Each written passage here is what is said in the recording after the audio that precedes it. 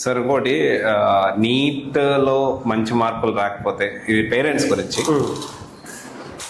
General గా వాళ్ళ బాధ ఫ్రస్ట్రేషన్ అని అనడానికి లేదు, కానీ బాధతోటి పిల్లల్ని ప్రెజరైజ్ చేస్తారు. నీట్ ఇంత డబ్బులు పెట్టి మిమ్మల్ని చదివించాము, అంత డబ్బులు పెట్టి మేము చదివించాము. సో మీరు నీట్ లాంగ్ టర్మ్ ఒక స్టూడెంట్ వస్తే మీరు డైరెక్ట్గా అడ్మిషన్ తీసుకుంటారా? స్టూడెంట్ ఏమైనా అసెస్మెంట్ చేస్తారా? అరే బాబు నువ్వు వద్దు ఏమన్నా అట్లాంటిది ఏమైనా ఉంటుందా, లేకపోతే వచ్చి జాయిన్ అయిపోండి అంట? అసలు మన కాలేజ్లో నీట్ లాంగ్ టర్మ్ నే కాదు, ఏ కోర్సులో స్టూడెంట్ జాయిన్ అవ్వాలన్నా ఖచ్చితంగా హాఫ్ అన్ అవర్ ఆ పేరెంట్ వస్తారు జాయిన్ అవడానికి. వచ్చినప్పుడు మన ప్రిన్సిపల్ కానీ, మన కౌన్సిలర్స్ కానీ, మన ఫ్యాకల్టీలో ఆ టైంలో ఫ్రీగా ఉన్న ఫ్యాకల్టీ కానీ ఖచ్చితంగా పేరెంట్తో మాట్లాడతారు. ఎందుకు మాట్లాడతారంటే నీట్ లాంగ్ టర్మ్ అనే కాకుండా అసలు ఎటువంటి కోర్స్ అయినా, ఇంటర్మీడియట్ బైపీసీ అయినా, ఎంపీసీ అయినా, లేకపోతే హెచ్ఈసీ అయినా, ఐఏఎస్ కోర్స్ ఏ తీసుకున్నప్పుడు మీరు ఫస్ట్ ఆఫ్ ఆల్ స్టూడెంట్ కి ఇంట్రెస్ట్ లేకుండా పేరెంట్ ఇంపోజ్ చేస్తున్నారని మేము కనుక్కుంటాం. ఫస్ట్ తెలుసుకుంటాం ఇంటరాక్షన్ లో అర్థమైపోద్ది.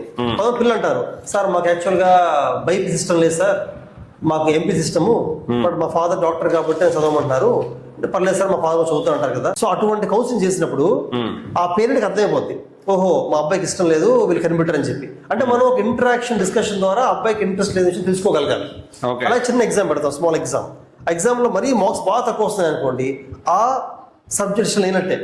Second parameter, first discussion, second ఇది, థర్డ్ పేరెంట్ కౌన్సిలింగ్. పేరెంట్తో మాట్లాడతాం, సార్ ఈ అబ్బాయి మేము జాయిన్ చేసుకున్నా, ఇంట్రెస్ట్ లేదు కాబట్టి ర్యాంక్ పుట్టించడానికి కష్టం, స్ట్రెస్ ఫీల్ అవుతాడు, ఒకసారి ఆలోచించుకొని చెప్తాం. ఇలా అంత కౌన్సిలింగ్ అయిన తర్వాత అప్పుడు డిసిషన్ తీసుకుంటాం. డైరెక్ట్గా అయితే జాయిన్ చేసుకోకూడదు, ఏ కోర్స్ చేసుకోకూడదు. ఎందుకంటే మీరు రెండుగా పేరెంట్స్ అలాగే ఉన్నారు. పేరెంట్స్ కూడా పిల్లల్ని ఇంపోజ్ చేస్తుంటారు, నువ్వు ఐఏఎస్ అయిపో, నువ్వు డాక్టర్ అయిపో, నువ్వు చదువు, నేను ఖర్చు పెడతాను ఉంటారు. ఇది ఒక డైమెన్షన్. మీ క్వశ్చన్ ఇంకో డైమెన్షన్ ఉంది. మీరు ఏమడిగారంటే మీ క్వశ్చన్లో పేరెంట్ ఒకటి ఇంపోజ్ చేస్తున్నాడు, స్ట్రెస్ ఫీల్ అవుతున్నారు పిల్లలు. జాయిన్ అయిన తర్వాత అదే స్ట్రెస్ కంటిన్యూ అవ్వకుండా ఎలా బ్రేక్ చేస్తాము అంటే ఎలా బ్రేక్ చేయగలం? ఫర్ ఎగ్జాంపుల్ జాయిన్ అవుతున్న స్టూడెంట్ వాడికి ఇష్టం లేదుగా జాయిన్ అయ్యాడు, జాయిన్ అయిన తర్వాత స్ట్రెస్ ఫీల్ అవుతుంది అనుకోండి, దాని సొల్యూషన్ ఒకటే, జాయిన్ అయిపోయిన తర్వాత వాడిని మోటివేట్ చేయడం, అమ్మాయిని అబ్బాయిను మోటివేట్ చేయగలగాలి. అంటే ఇంట్రెస్ట్ లేని సబ్జెక్ట్ మీద ఇంట్రెస్ట్ క్రియేట్ చేయగలగాలి. ఇప్పుడు నిజం చెప్పాలంటే కొంత పిల్లలకి ఏది ఇంట్రెస్ట్ ఉండదు, వాడికి ఏది ఇంట్రెస్ట్ ఉండదు, ఇంట్రెస్ట్ ఉండదు. సో ఏం చేస్తారు, కాలేజ్ జాయిన్ అయిన తర్వాత 1-2 months ఇది యాక్షన్ చేస్తాడు, చదివినట్టుగా నోట్స్ కాపీ కొడుతుంటాడు, ఎగ్జామ్ కాపీ కొడుతూ యాక్షన్ చేస్తుంటాడు.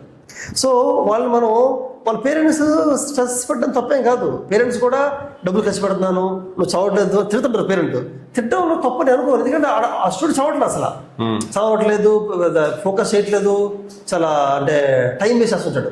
సో స్ట్రెస్ అనేది కొంతవరకు అవసరమే, తెలియాలి. ఆ స్టూడెంట్ కూడా మా పేరెంట్ ఖర్చు పెడుతున్నారు, మా పేరెంట్ పూర్ ఫ్యామిలీ, అయితే నా కోసం సాక్రిఫైస్ చేస్తున్నారు, ఇవన్నీ తెలుసుకోవాలి. సో ఆ డైరెక్షన్లో మన కాలేజీలో కూడా నీట్ లాంగ్ టర్మ్ అయినా, ఇంటర్మీడియట్ అయినా కూడా రెగ్యులర్గా ర్యాంక్స్ వచ్చిన తీసుకొస్తూ ఉంటాం.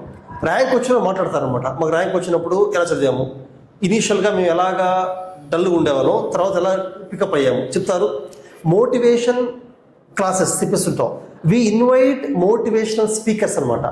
వాళ్ళ పిల్లలకి అసలు లైఫ్ ఎలా ఉంటుంది, మీరుగా చదవకపోతే ఫ్యూచర్ ఎలా మారిపోతూ ఉంటుంది, చదివితే ఎలా ఉంటుంది, మీరు చదివింది ర్యాంక్ కోసమే కాదు, చదవడం ర్యాంక్ కోసమే కాదు, పర్సనల్ డెవలప్మెంట్ చదువుకోవాలి అని చెప్పి మోటివేట్ చేస్తుంటాం. మోటివేట్ ఈవెన్ ఫ్యాకల్టీ కూడా క్లాస్ రూమ్ లో కొంచెం కేర్లెస్గా ఉన్న పిల్లల్ని ఐడెంటిఫై చేస్తారు.